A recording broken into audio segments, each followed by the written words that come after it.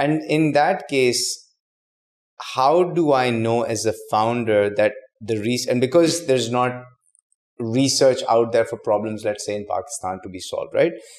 How do I know that I have collected enough research to make a business case? Like, is it a gut?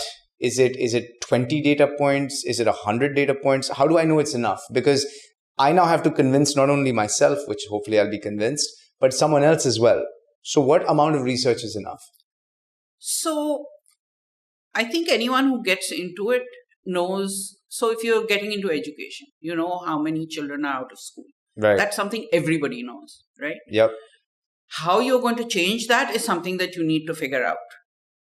And whether that's going to pay you or not is also something you need to figure out. Also, if you cannot involve the public sector schools or the government, you're not going to be able to solve the education problem in a major way. True. You can only address parts of it. Is that enough for you? That's something you need to decide. That, look, should I start somewhere rather than focus on the entire problem? Because you can never start by addressing the entire problem. You have to start somewhere. And then you take it step by step. And then expand on that problem and say, okay, now I've addressed this. Can I address that?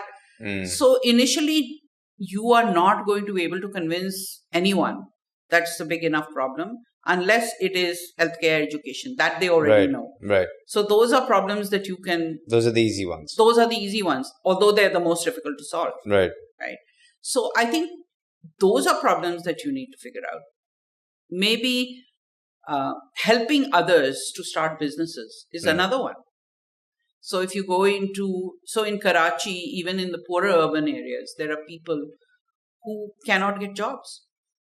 Can you help them start their own companies? Right. Small companies, so they can make enough of a living to feed their families. Right. Maybe that's a passion. Right. And then eventually when you've done that for enough people, somebody may want to fund that. Because a lot of VCs are not just looking for the money, they are looking for returns, of course.